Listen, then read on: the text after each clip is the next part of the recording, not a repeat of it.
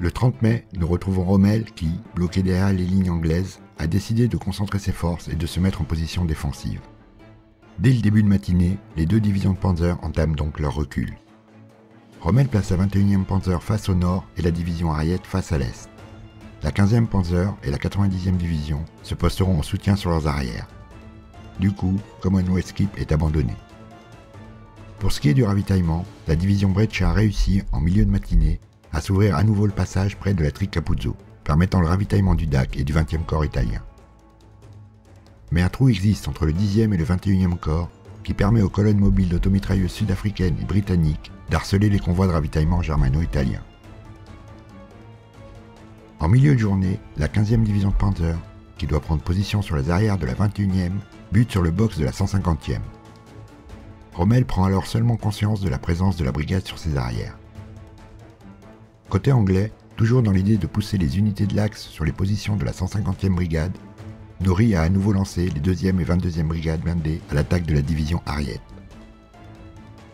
Celle-ci se succède jusqu'à 16 h, à chaque fois repoussée par les canons antichars italiens, dont plusieurs redoutables 88, et l'appui de l'artillerie de la 90e division. Les deux brigades anglaises, épuisées, ayant subi de lourdes pertes, finissent par rompre vers l'est. En fin d'après-midi, Kesselring rencontre Rommel afin d'avoir des explications. En effet, on est le 30 mai, et d'après le plan initial, ce devrait être le jour de l'attaque de Togo. Rommel lui expose son nouveau plan. Laisser les attaques anglaises se briser contre ses solides positions défensives, en profiter pour s'ouvrir un passage pour son ravitaillement, puis, une fois les Anglais à court de chars, lancer une contre-attaque décisive. Après quelques discussions, Kesselring finit par approuver. Le 31 mai, Rommel donne l'ordre de détruire le box de la 150e brigade. C'est à la 15e division de Panzer, avec la 90e division et la division Trieste, qu'échoua la mission de s'emparer de la position. Toute la journée, les attaques vont se succéder sur les positions de la brigade anglaise, soutenue par les restes de la première brigade blindée. Dans l'après-midi, la 15e Panzer parvient à enfoncer un coin dans les défenses.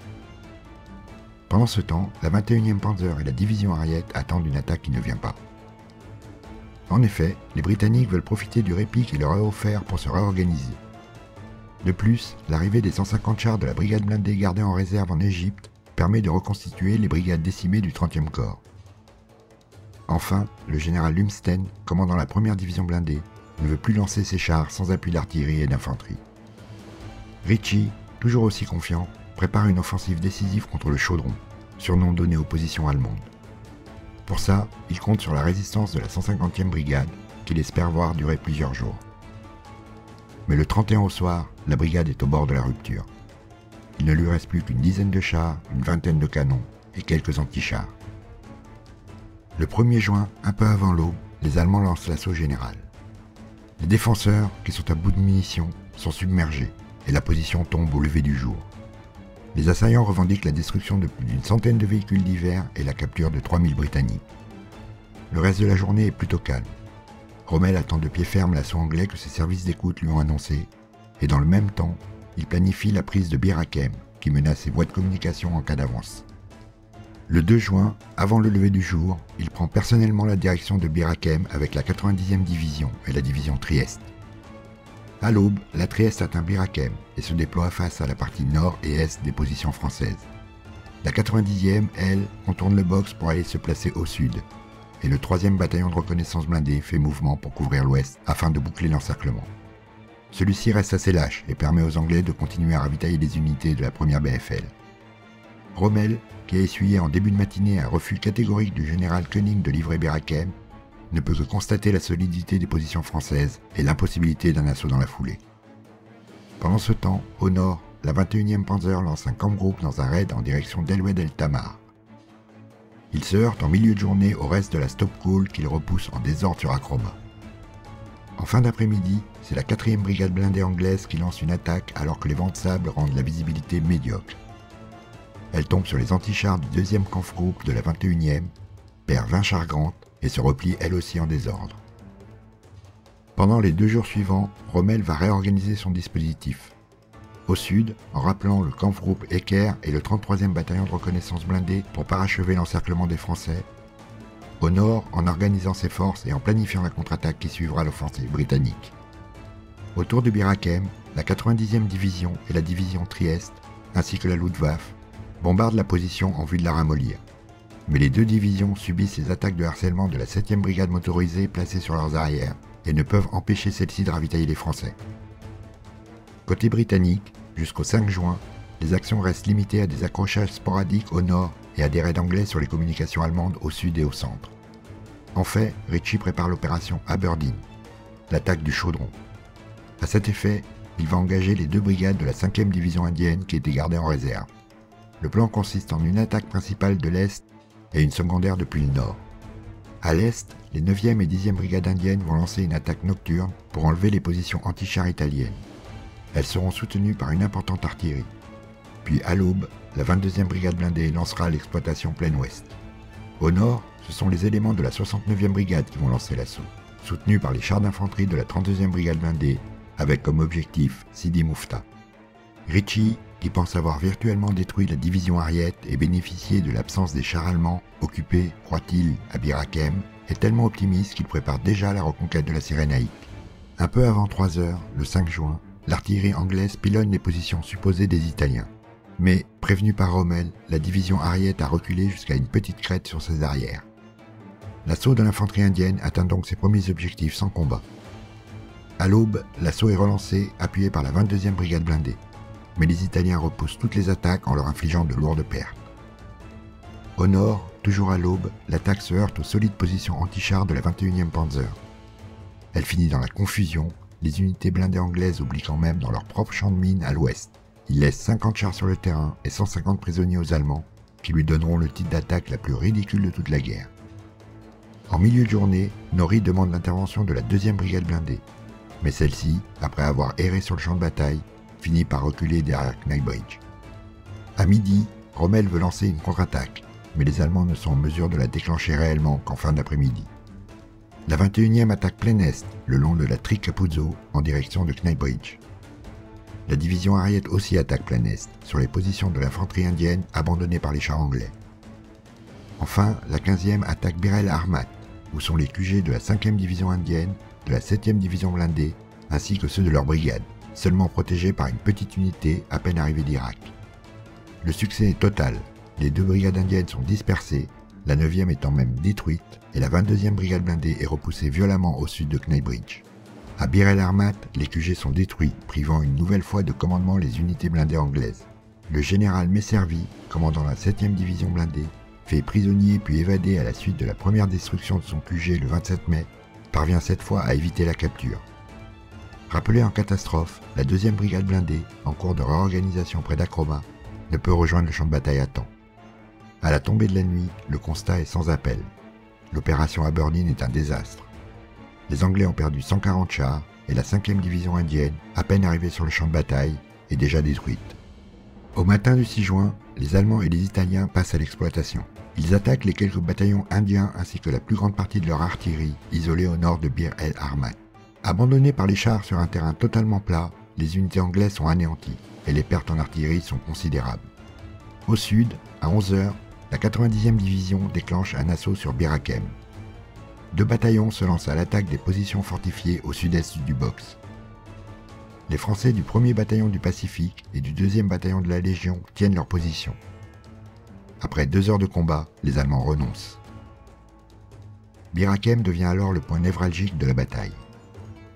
Côté anglais, Auchinleck demande à Ritchie de garder la position qui menace toute avance allemande vers l'est et pourrait servir de base à une contre-attaque. En face, Kesselring, qui voit ses bombardiers impliqués subir de lourdes pertes lors des soutiens à des attaques qui ne débouchent pas, demande une puissante offensive blindée pour en finir. Mais Rommel refuse d'engager ses chars sur des positions aussi solides. Une nouvelle tentative est décidée pour le lendemain à 9 h. Dans la nuit du 6 au 7 juin, les Sud-Africains de la 1re division tentent un assaut contre les positions de l'Axe. C'est Ritchie, persuadé de la faiblesse des Italiens, qui a demandé cette attaque. Malgré quelques succès locaux et des combats finissant à l'arme blanche, c'est un échec. La journée du 7 ne voit aucune autre action d'importance. les germano-italiens se contentant d'achever de détruire les quelques débris des unités anglaises encore à l'ouest de Kneipbridge. Au sud, l'attaque prévue le matin sur Bir Hakeim est repoussée dans l'après-midi, puis au lendemain. Côté anglais, on réorganise et on rééquipe à nouveau les brigades blindées. Le 8 juin au matin, l'attaque sur la partie nord du box de Bir Hakeim est lancée par le Kampfgruppe-Eckert et une partie de la division Trieste. À midi, devant le peu de progrès, Rommel demande l'intervention des bombardiers en piqué et le renforcement de l'attaque italienne. Il envoie dans le même temps une partie de la 15e Panzer en direction du sud pour renforcer l'attaque. Pendant ce temps, autour de Kneipbridge, les Anglais lancent de timides attaques pour essayer de dégager le box de la 201e brigade. À 17h, l'assaut est relancé sur Bir Hakeim après l'attaque aérienne. Si les Italiens arrivent à franchir le champ de mines malgré des pertes énormes, les Français les arrêtent définitivement en début de soirée. Le 9 juin au matin, les Allemands, qui veulent en finir, préparent un nouvel assaut.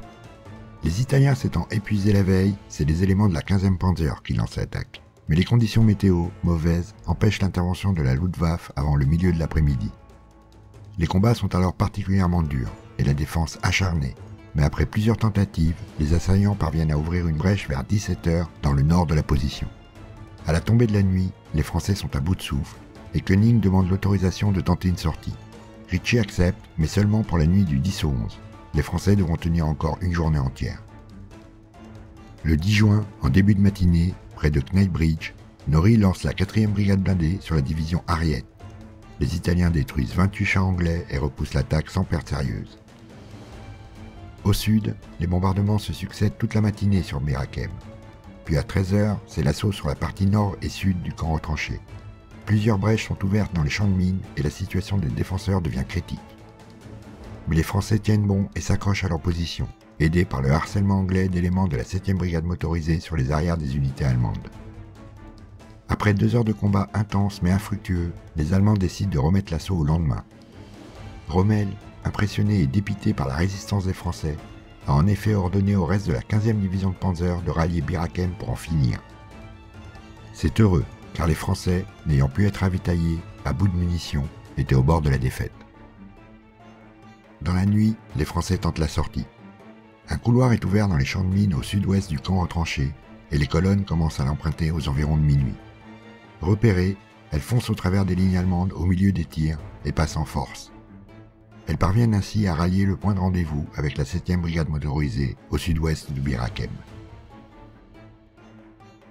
2600 hommes sur les 3700 des Français libres réussiront à rejoindre les lignes britanniques. 700 hommes sont prisonniers. Les combats de Bir Hakeim auront coûté à l'Axe 3300 morts, blessés ou disparus, 50 avions et plus de 50 chars. La résistance héroïque de la 1re brigade de la France libre fait grand bruit chez les Alliés et inspire le respect à leurs adversaires, italiens et allemands. Au petit matin, les forces de l'Axe lancent l'assaut sur une position désertée par ses défenseurs. Rommel, enfin débarrassé de cette épine sur son flanc, peut maintenant se retourner contre le reste de la 8e armée. Il lance dans l'après-midi les unités utilisées à Bir Hakeim vers le nord-est, la 90e sur El Aden, la 15e entre El Aden et Kneipbridge, et la division Trieste sur Kneipbridge.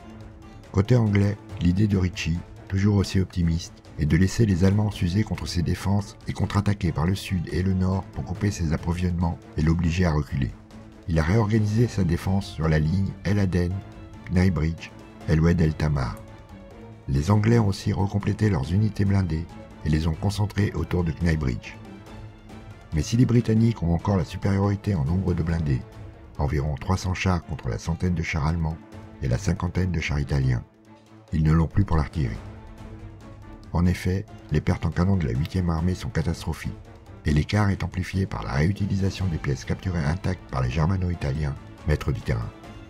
De plus, la direction des opérations est plutôt confuse. Dans l'après-midi, Norrie ordonne une attaque de la 4e brigade blindée sur les unités allemandes qui remontent de Bir Hakeim. Mais le chef de cette dernière refuse, arguant des ordres de Ritchie de se tenir sur la défensive.